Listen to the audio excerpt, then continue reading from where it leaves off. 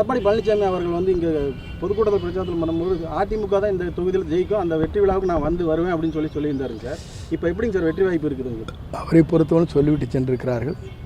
அவர் தொகுதியை களம் காண முடியுமா என்பதை நாளை தான் நீங்கள் பார்க்க போகிறீர்கள். அதற்கான வேட்பாளர் நிறுத்தப்பட்டிருக்கிறது. மக்கள் சக்தி ஒன்று திரண்டிருக்கிறது.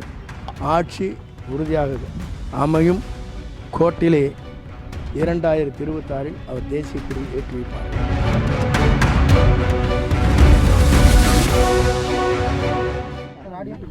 தமிழக வெற்றி கழகத்தின் சார்பாக நேற்று 234 தொகுதிகளிலும் வெற்றி கழகத்துடைய தலைவர் வேட்பாளரை அறிமுகம் செய்தார்கள். இன்று கோபிச்செட்டிப்பாளையம் சட்டமன்ற தொகுதியில் வேட்புமனு இன்று தாக்கல் செய்யப்பட்டிருக்கிறது. கோபிச்செட்டிப்பாளையத்தை பொறுத்தவரையிலும் சத்தியமங்கலம் உள்பட 9 முறை வெற்றி பெற்றிருக்கிறேன். இது மக்கள் எனக்கு அளித்திருக்கிற மாபெரும் கொடையாக நான் கருதுகிறேன். அந்த மக்களுக்கு கோடான கோடி நன்றி மலர்கள் உங்கள் பாதங்களுக்கு நான் தெரிவித்துக் கொள்கிறேன்.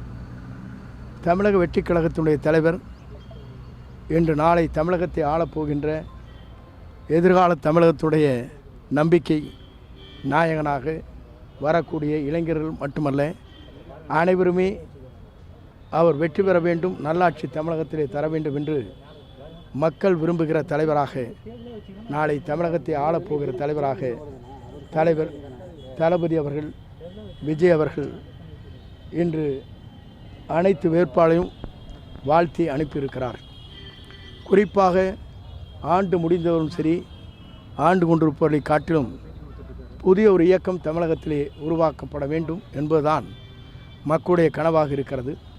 குறிப்பாக 50 ஆண்டு காலத்திற்கு பிறகு ஒரு மாற்றம் தமிழகத்திலே வேண்டும் என்று விரும்புகிற காரணத்தின் அடிப்படையில் புதிதாக மட்டுமல்ல, தனக்கு இருக்கின்ற அனைத்து வசதிகளை விட்டுவிட்டு தனக்கு கிடைக்க வேண்டிய அந்த திரையுலகத்தில் உச்சகட்டத்தில் இருப்பதை தேவையில்லை, மக்களுக்கு பணியாற்றுவேன் என்று சொல்லி இன்று பணிபுரிய வந்திருக்கிறார்கள்.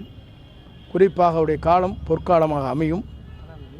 ஆகவே தான் மக்கள் ஒரு மனதாக இன்று அவரை வெற்றி பெறச் செய்ய வேண்டும் என்பதுதான் மேலை நாடுகளிலிருந்து பணியாற்றக்கூடியவர்கள், குழந்தைகள், இளைஞர்கள், பெரியவர்கள், தாய்மார்கள், தொழிலாளர்கள், விவசாயிகள், தொழில் நடத்துகின்றவர்கள் அனைவருமே விரும்புகிறார்கள். ஆகவே மாற்றம் உருவாகும், வெற்றி என்பது அவருடைய தலைமையிலே உருவாகும் என்பதை நான் மகிழ்ச்சியோடு நான் தெரிவித்துக் கொள்கிறேன்.